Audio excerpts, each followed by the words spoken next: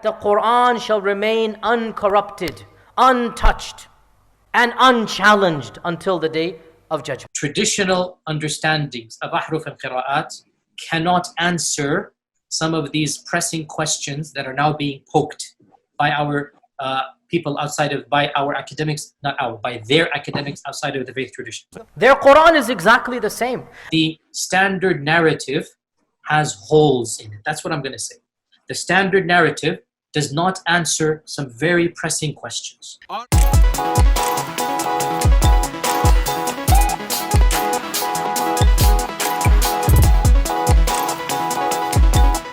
When Muslim leaders disagree with one another, it is normal.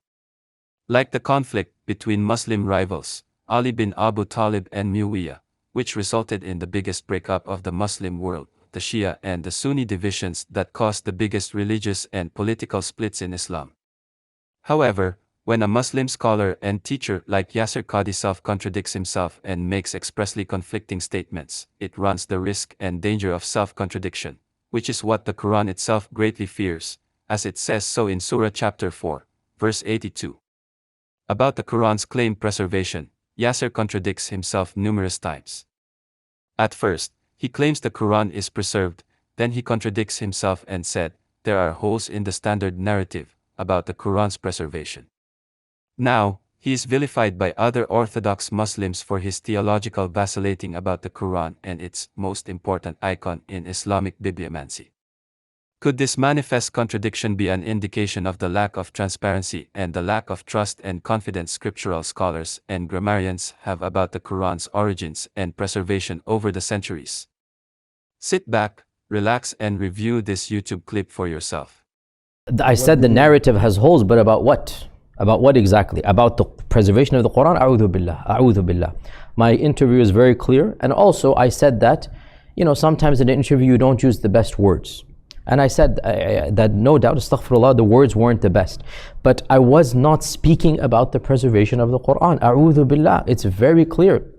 It was about one of the most technical issues, which is ahruf and qira'at, and the reality of ahruf and qira'at. And Shaykh, your master's and PhD is in ulum al-Quran.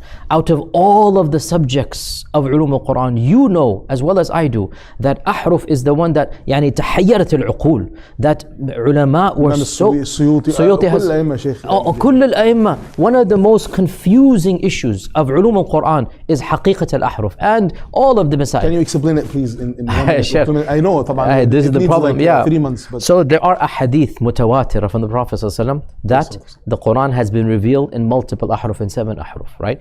And we also know that there are multiple recitations of the Quran that are, codified, the 10, the 7, the 14, they are codified. So what is the ahruf and what is the relationship of the qira'at with the ahruf?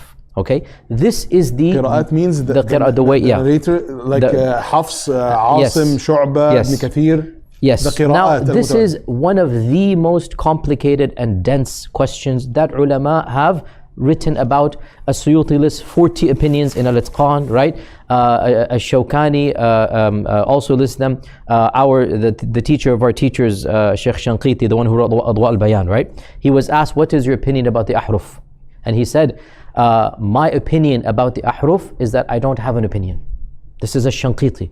He's so confused. I don't have an opinion about this, right? So, I said... Shanqiti, by the way, and the level of the knowledge of Sheikh bin Baz. Some would say even higher. Yeah. Some would say even higher. I agree it wasn't the best wording, but look at the interview. Wallahi, it is crystal clear. I'm talking about haqiqat al-ahruf, the reality of ahruf, the reality of his relationship with the qira'at. I have an opinion, I have a position, and I don't mind teaching it to anybody who has studied, and but you cannot explain it in 2 minutes online. And Sheikh, again, I don't like saying these things, but one of the critics of mine, and again, may Allah bless and forgive them, they haven't studied these issues. They haven't. And when they hear an opinion that they've never studied, they think you are the kafir or dal mudil. So he said to me, your position is kufr, and I'm going to get a fatwa from the kibar al-ulama. I'm going to get a fatwa that you are kafir because of this opinion. I said, tafaddal, bismillah, but just one addition. Make sure they also make takfir of al-Tahawi and Abu al-Fadl al-Razi and al-Shafi'i, and I mentioned 5 or 6 people. He goes, what do you mean? I said, my opinion is exactly the opinion of fulan. I mentioned the whole list. He goes, no way they said this. And I quoted him Look up right now. Look up. خلاص سكت. He didn't know what to say. المشكلة, they don't even know. They don't even know other opinions. And actually, at this point, you exactly were imitating a bunch of ulama, starting from Imam al-Tahawi. 100%. My opinion is nothing new. Nothing new.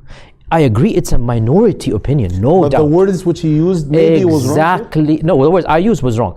But I'm following, in my opinion, about Rahf al-Qira'at, I'm following many ulama. Now, no problem. You disagree, tafaddal. No problem. But please understand, I'm not bringing anything new. It's not something that, I have an opinion that is a minority opinion. And I can back it up, and I have no problems discussing with people of ilm in this regard. So this was the whole khulasatul amr. Yasir Qadhi says that the Quran is preserved, and he was referring to the Aruf and Qira'at when he said that the standard narrative has holes in it. But what does he mean?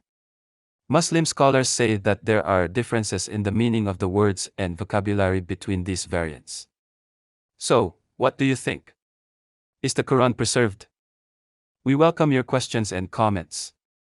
You can write to us through the email or comment below. See you next week. May God bless you.